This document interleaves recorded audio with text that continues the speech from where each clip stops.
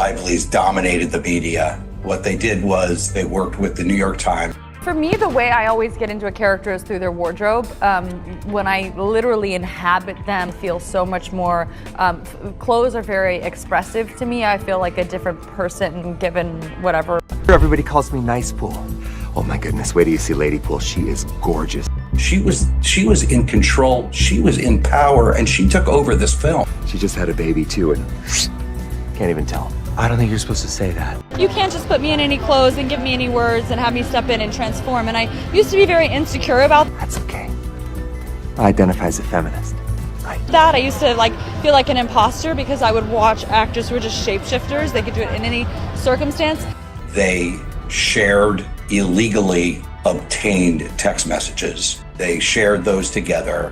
Journal as if I was Ryle and the things that Ryle experienced in his life. Blake Lively will be sued. Ryan Reynolds, for sure. Blake Lively was no victim here. They concocted a complaint that they filed with the Civil Rights Division. Her publicist worked directly with the New York Times. And I just really believe. And I had to create, as an example, the trauma that happened to him. I had to recreate that for myself. Really love romance, and I love it as an audience member, and I love it in my real.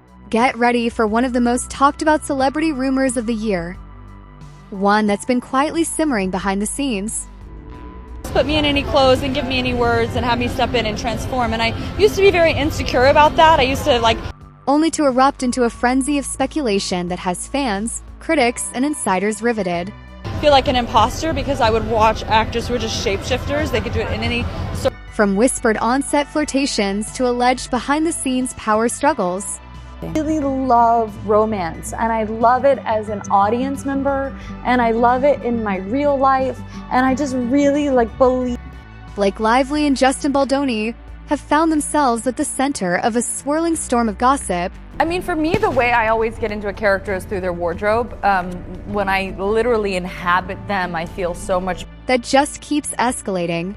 If you thought you'd heard it all, buckle up, because new details and theories suggest there's far more going on beneath the polished Hollywood surface. Clothes are very expressive to me. I feel like a different person given whatever I'm wearing. Than anyone initially realized.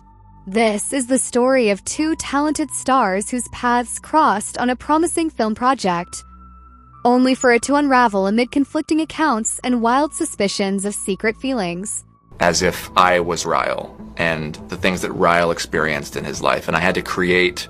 Whether you're here for the drama, the love stories, or simply the thrill of seeing your favorite actors in a new spotlight. As an example, the trauma that happened to him. I had to recreate that for myself. What you're about to learn will challenge everything you thought you knew. So sit back, get comfortable, and let's delve into the sensational saga that's stirring up waves on social media and setting tongues wagging across Tinseltown. They omitted texts that would have provided context. Before we dive into all the juicy specifics, let's set the stage. Blake Lively is a household name, adored for her poise, style, and charm. Not to mention her performances in various romantic and action-driven roles. Then there's Justin Baldoni, equally admired for his depth, philanthropic endeavors, and ability to bring emotionally charged characters to life. When the two signed on to film It Ends With Us, fans were ecstatic. The project promised sizzling on-screen chemistry, a steamy love story, and a dash of real-life inspiration from a best-selling novel. At first, everything seemed to align perfectly. The movie had a compelling plot, talented leads, and a highly involved production team determined to create an unforgettable romance. Yet as filming progressed, whispers began surfacing that not all was rosy behind the camera.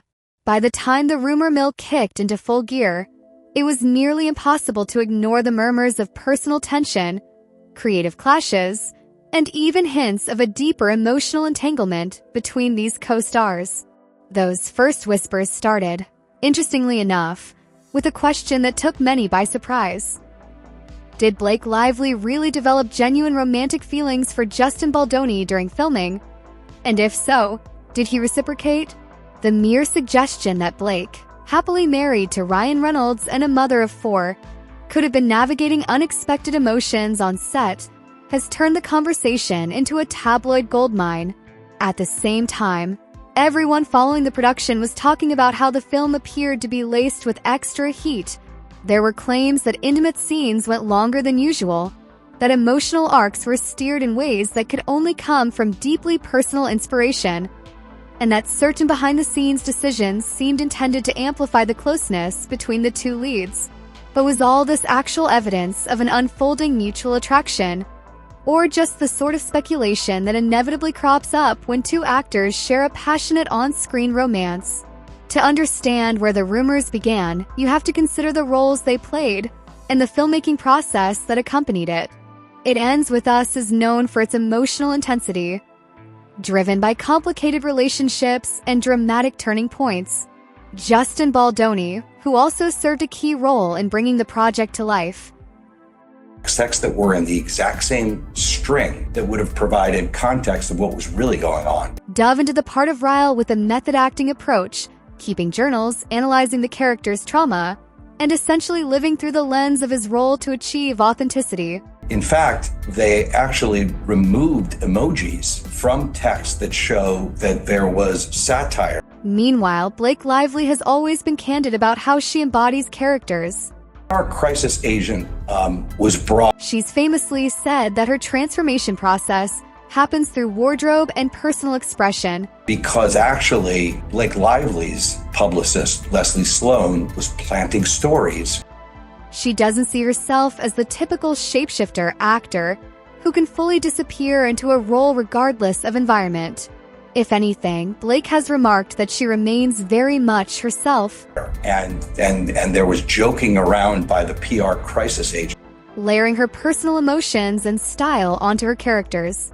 When you place a method actor opposite someone who invests real personal essence into her performances, Your wife is sexually harassed. You don't make fun of Justin Baldoni. sparks are bound to fly. Every glance, every touch, every line of dialogue can start to blur the boundary between fiction and reality. And that's precisely what observers latched onto once whispers emerged that Blake and Justin's off-screen energy Negative to Justin. might be reflecting their fictional personas in a way that transcended professional collaboration. You don't make fun of the situation. Some insiders pointed to the fact that Blake, who'd taken a more hands-on role in production details, particularly the wardrobe and certain script rewrites, appeared to have orchestrated some of the steamiest moments in the film. She allegedly ensured that her costumes leaned into the sensual side, even pulling items from her personal closet to make certain scenes feel hyper-real. The question was this about cinematic authenticity, or was it an indication she wanted a more intimate connection with her co-star? This speculation quickly gained traction among fans and industry watchers, many of whom started recalling Blake's past tendencies to form real bonds while playing out romance on screen. Justin's own reputation for intense, heartfelt portrayals only added fuel to the fire. From there, it didn't take long for rumor after rumor to surface, suggesting that the two leads were engaging in a kind of dance that blurred the lines between professional obligation and personal desire.